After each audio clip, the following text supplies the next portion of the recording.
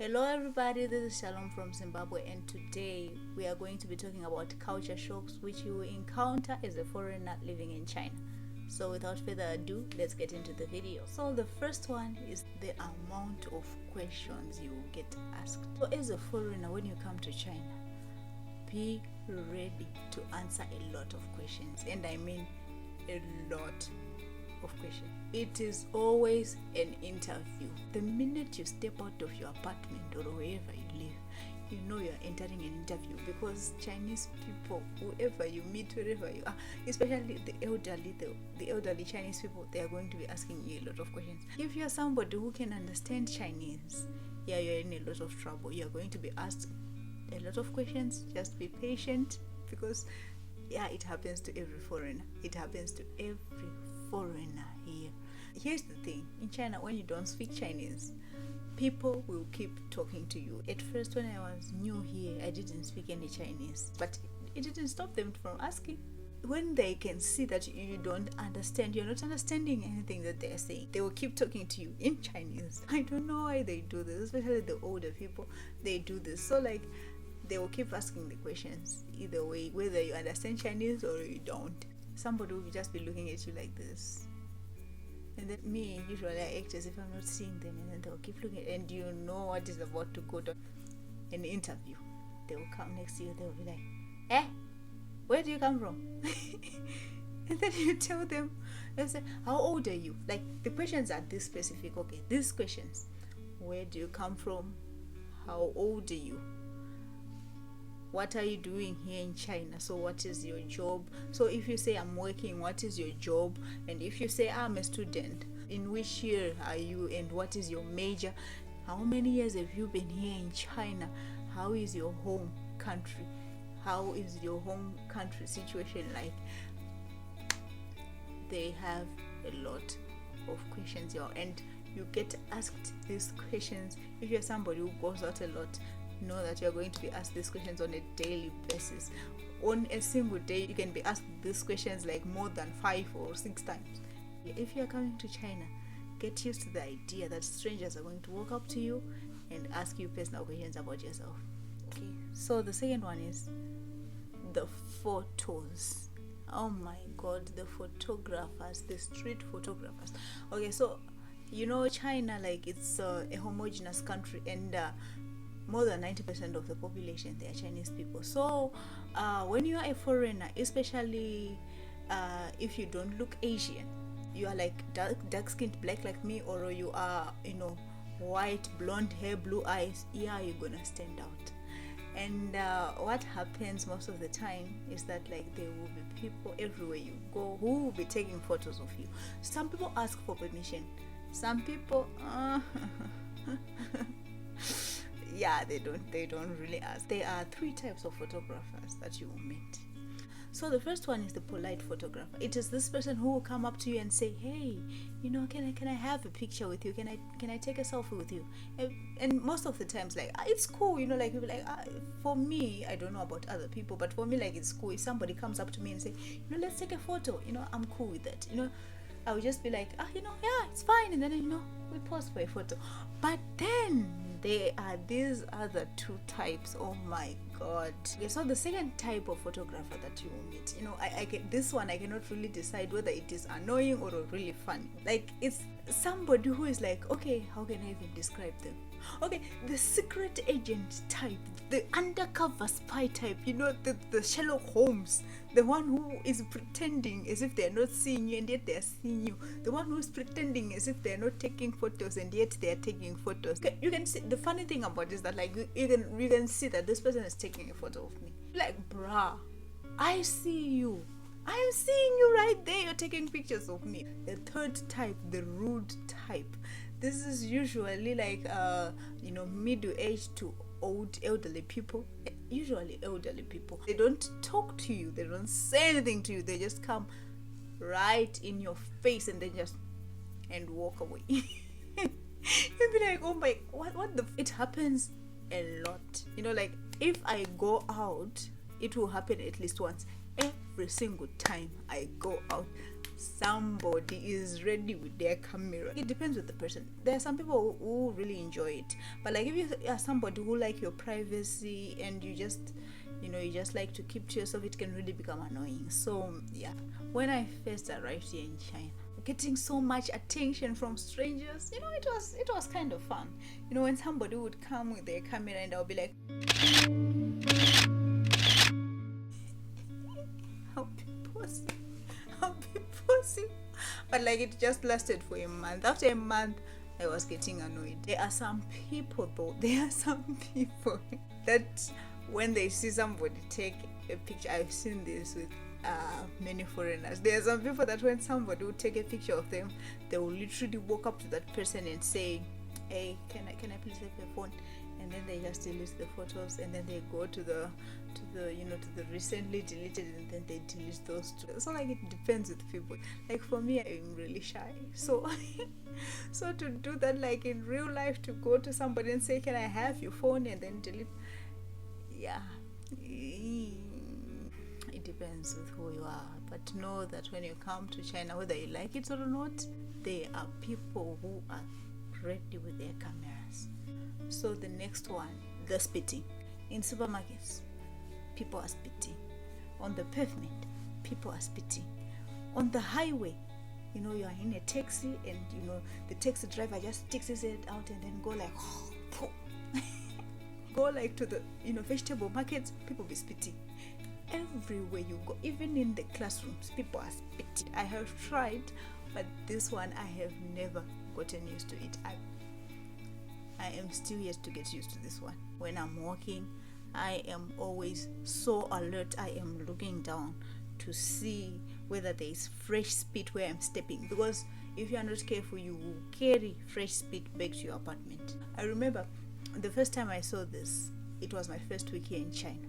So here at our school, there is a supermarket that is just outside the school, and this supermarket is like a convenience store. I remember there was this Chinese guy, like he was a middle-aged man, and he was standing just not really far away from me, and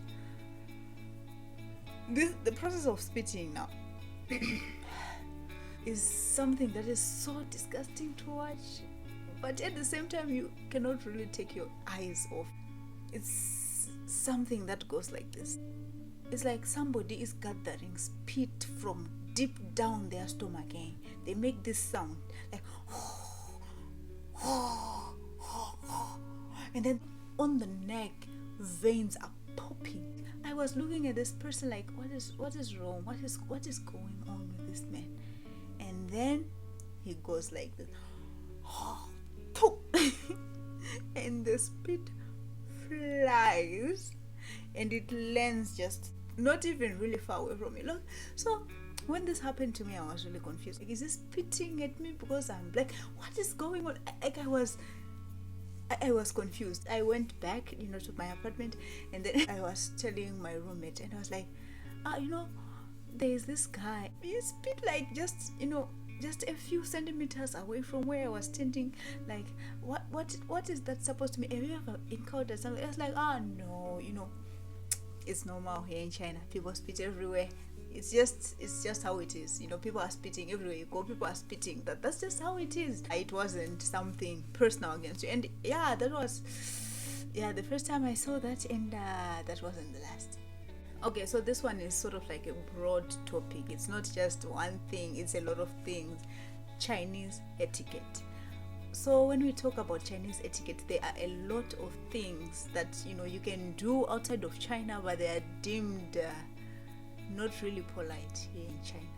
So there are a lot of things that I had to learn. Okay, I am still learning. When you are here in China, wherever you go, whether it's in a restaurant or you are going any place really, people eat with chopsticks, and there are a lot of things that you shouldn't do with chopsticks. The first one that I learned that I shouldn't do with chopsticks is sticking your chopsticks in your rice. So I think it depends with people, but when you're eating with some people and you stick your chopsticks like upright, they might become very, very uncomfortable. I really don't have like much information on why, but somebody who explained it to me, like how I understood it, they said that like it is something that they do when somebody dies or something like that. So you shouldn't stick your chopsticks, upright in a bowl of rice. It's a no. Don't do that when you come here in China and somebody invites you. I didn't know that and I actually did that like a lot before somebody told me that it's considered to be rude. Another thing you should never ever do with chopsticks is point at people with chopsticks, like using your chopsticks to point at people like this. No. This is not, just don't do it, okay? Don't do it. Like, there are certain gifts that you shouldn't give people, like the gift of a watch. I don't know why but I just know that you shouldn't gift somebody a watch. And then like there's a friend of mine who told me there's something about like green hats. People here they don't really wear green hats, they avoid green hats. I don't know what is associated. Like if somebody knows why that is, please tell me in the comment section below. But there is a Chinese friend of mine that told me that like green hats, like if you notice here in China nobody really wears a green hat because there is something associated with green hats. I don't know what it is. And then there's the number 4. The number 4, it is considered to be very unlucky because 4 in Chinese, it's S. It is considered unlucky because it rhymes with S, which means to die. So yeah, the number 4 is very unlucky. So yeah, people usually avoid the number 4. And then the number 6 is actually considered to be a lucky number. So when you go on Chinese social media, you usually see like on videos they say like liu 666. So it's not like 666, but they're saying that if something is cool, because like liu in Chinese, it is like smooth. Chivalry is alive and well in China, and my God, I love it. Chinese men are so chivalrous. They will open doors for you, they will hold doors for you, they respect their ladies a lot here in China. Like this is something that I've noticed and I love so much about China. Like Chinese guys, they are so respectful, they are so chivalrous. And also like the youth in China, there is this culture of taking care of their elderly. Like in other places, like elderly people, they are not really taken care of, or maybe they are put in like old people's nursing homes. In China, it's nothing like that. Old people are taken care of by the family. Younger generations, they are responsible of taking care of the old people. It's one of the things that I admire about Chinese culture. They take care of their elderly. The elderly are well taken care of here. When I talk about Chinese etiquette, I just have to talk about this. I embarrassed myself. The highest level of embarrassment. I was invited to a Chinese wedding. If you've ever been to a Chinese wedding, it's not just a wedding for one day. Like they can have like 2-3 days of a wedding, and it is like there's a lot of food, a lot of wine, and people are just drinking and eating and just being happy. Chinese weddings, when I say they go all out, I mean they go all out. Yes, how I embarrassed myself that day. So if you're Zimbabwean, this sentence is very familiar to you. Your parents telling you that to finish all the food on your plate. So like leaving food on my plate was never my thing, because where I come from, like you should finish the food that you are given. You should really finish it to show that you appreciate the person who cooked the food, you appreciate the food. But here in China now, it is opposite. When somebody gives you food, apparently you are not supposed to eat it, or you're supposed to leave maybe a little on the plate. I didn't know that. So like this lady that I was sitting with, she was putting food on my plate. So like me, I didn't want to be rude, so I was eating everything and I cleaned the plate out. So like maybe I think she would assume that maybe I'm not full, and then she would put more, and then I would clean. Oh my God, the way I ate at that wedding. I ate like a homeless woman. I ate at that wedding. I ate too. Hey, there is nothing that I didn't destroy on that table. to make matters worse, there was this white wine that they have. So me, I'm not somebody who is really used to drinking, right? I never really drank before I came here in China. So they have, in China, they have this baijiu. It's white wine. Baijiu means white wine. So this white wine that they have, it is really strong. I did not know that. So like when they put the baijiu, like they drink it like in really small cups. So like they were really tiny white cups, and then they put the baijiu. So like there's this thing that they do. It's like cheers, right?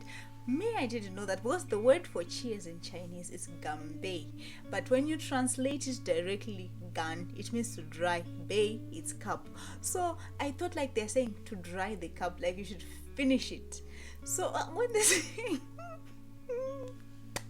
when they say ganbei, then I would be like, and I would finish the whole thing. So I wasn't even really checking around to see like if other people are fit. I was just like, when they say ganbei, and then I would just take the small cup, and then I empty all of it. I just empty all of it. When I saw that like I have emptied my cup, he would pour another drink, and then I would say ganbei, and then I would drink. My God, I emptied, I don't know how many. Hey, my God, it didn't take long. It didn't take long for me to get hammered. Hey, if I tell you the way I was as if eating like a thief was not enough, I was now hammered as hell. I was drunk.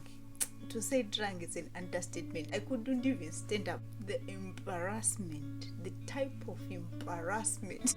Which brings me to my next culture shock in China, the concept of face. If you've been in China, I am sure you have heard this word, mianzi, which means face.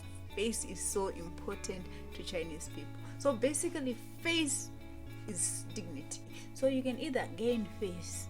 Gain face is like doing something that will earn you respect or prestige. Or you can save face. Saving face is like maybe there is something that could have potentially ruined your reputation, but you acted quickly and you saved face. And then there is losing face, which is exactly what I did that night. I lost face. I lost my face and the face of the person who had invited me. I had no idea that not only can you lose your own face, but you can lose somebody else's face. In this case, I lost the face of the person who invited me. I lost the face of my family. I lost the face of my country. I lost the face of my ancestors. I lost the face of the whole black race in general. When you come to China, please note, all foreigners, when you come to China,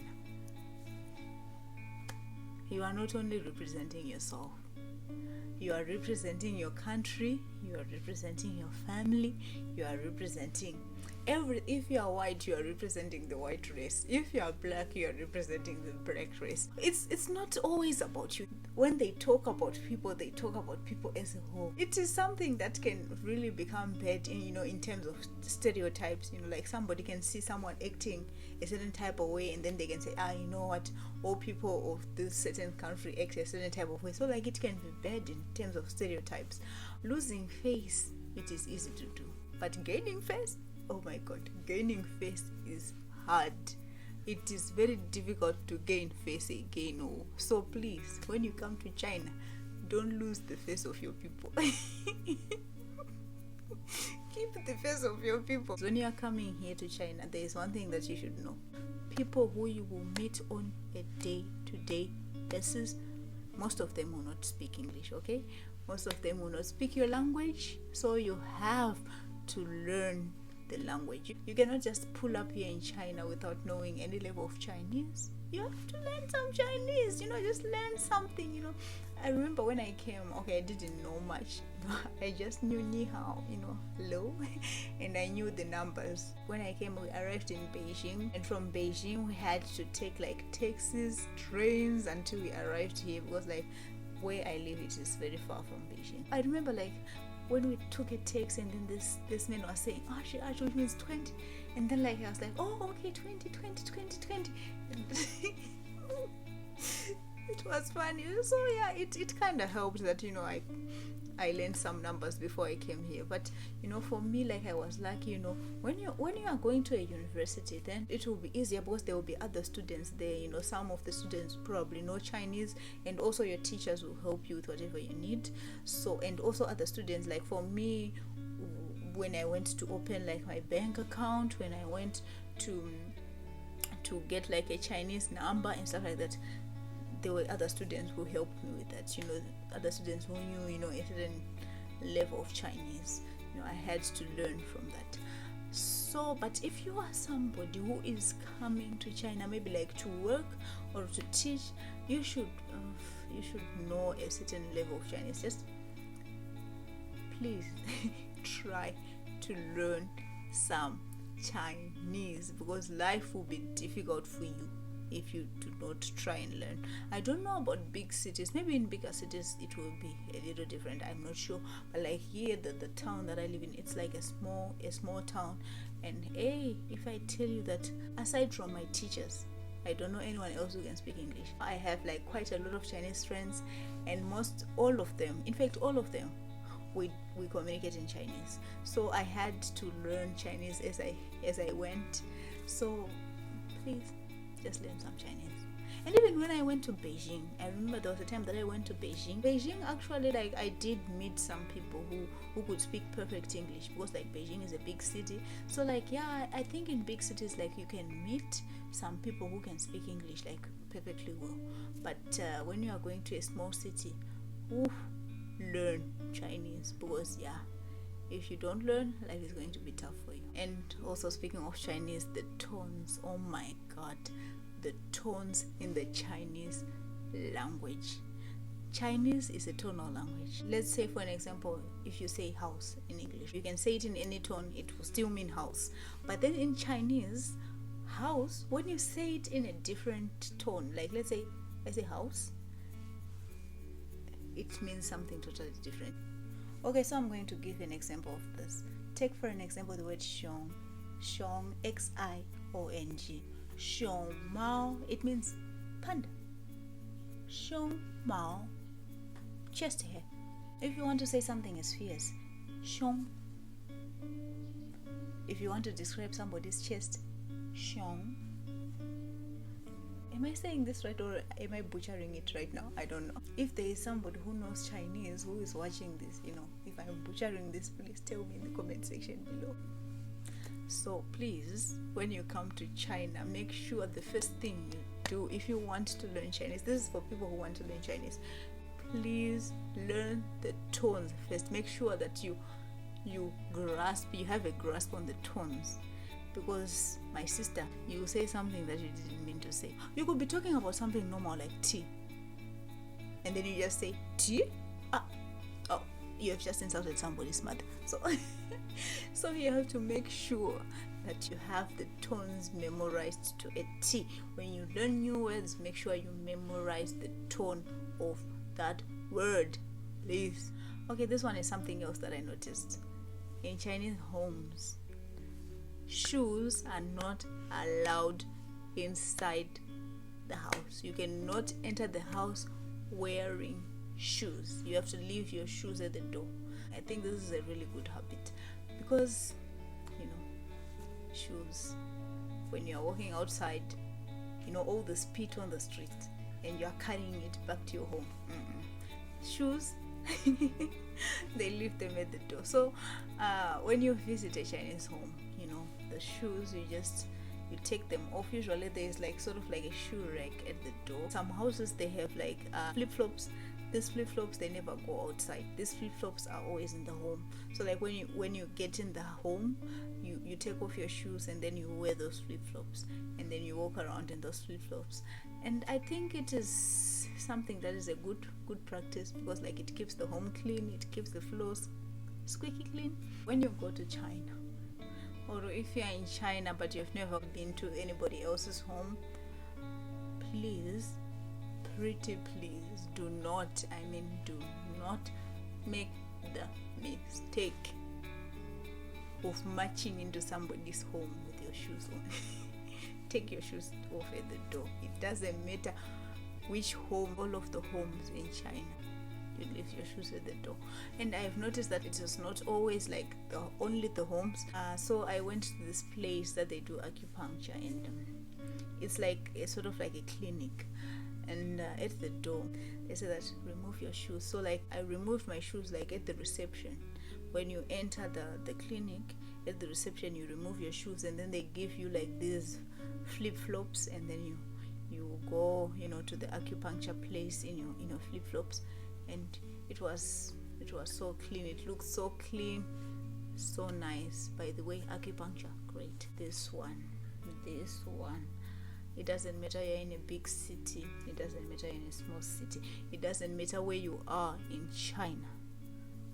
The dancing aunties and the gambling uncles in the mornings and in the evenings, oh my god, these people will wake you up early in the morning. They will have their music on blast, the aunties. So basically what they do is like in the mornings and in the evening, that's where you see them. It's like a group of people, like they are different groups, whether it is a park or in front of a mall, like everywhere that is just like an open space that is not a road. Yeah, you will definitely find elderly people dancing, and they will be wearing like matching clothes, and they will be dancing like in sync. They will be dancing like to this, maybe it's choreographed, I don't know when they choreograph it. I don't really understand what it is. Is it exercise? Is it a club? What is it? I don't know. But you see this everywhere here in this town that I live in. You cannot walk, like if you just get out of the gate, you cannot walk 500 meters without seeing another group. You see another group, so many groups, and I'll be like, how many old people are here in China? There are so many old people. The women, they will be dancing, and the men, they will be sitting around. I don't know like whether they are playing chess or they are playing cards, but they are playing something. It's this atmosphere of people who are just enjoying themselves. I guess it's this cultural thing that they do. So yeah, it is actually kind of fun. It is really entertaining. Usually when I go to the mall, because they will be also at the front of the mall, I will just, stand like for a really long time and then just watch them dancing. It is really entertaining, to see old people, just having fun and dancing, and like they take it so seriously. Every day. I think it's actually a good thing, that elderly people should exercise like that, just, with other elderly people, and, just go in the park and get some sunlight and exercise. So, yeah, I think it is actually a good thing. Guys, the drinking of hot water. Chinese people, they drink hot water. And I'm not just talking hot, like lukewarm water. I am talking about really hot water, the kind of water that will give you second-degree burns. That kind of water, they drink it. And when I was new here, I was really surprised by it, because like whether it's summer or it's winter, they're always drinking hot water. And I remember like my first year, in our classes, they have like these hot water dispensers on every floor. So when we are having our lectures, like we usually have these 5-minute breaks, between lectures. So during these breaks, students go outside and get some water. So like our professors would say, go and get some hot water. Even our professors themselves, they always have like flasks. Everybody would go and fetch a cup of hot water. I would go downstairs and get myself a cold drink. In all of the buildings in our universities, there is always a small supermarket downstairs where you can just go and get some snacks and drinks. So like I would just march downstairs and get myself a soft drink, cold. It doesn't matter whether it's winter or summer. Like I loved my drinks really cold, icy cold. Like I always, before I came here, like I always put ice in everything I drink. I put ice in water, I put ice in drinks. I liked iced coffee. I put ice in everything. That is how I was. But now not only can I drink hot water, okay, but I also add some green tea leaves in there. I've seen like most of my professors, ever since I started my freshman year, almost every single one of them, they come to class with a flask of hot water. I think it is really good for your health. I think it's healthy. It is good for you. It helps your body. It helps your mental health. Don't ask me how. Go drink hot water. I think even when I go back home, I will keep on doing this. But this is something that I have gotten really used to. When I go back home, I will not be, doing ice. I will just be doing hot. Because I'm so used to I'm so used to drinking hot water. Okay guys, that's it for today's video. Remember to subscribe and please leave comments down below. See you next Friday. Bye.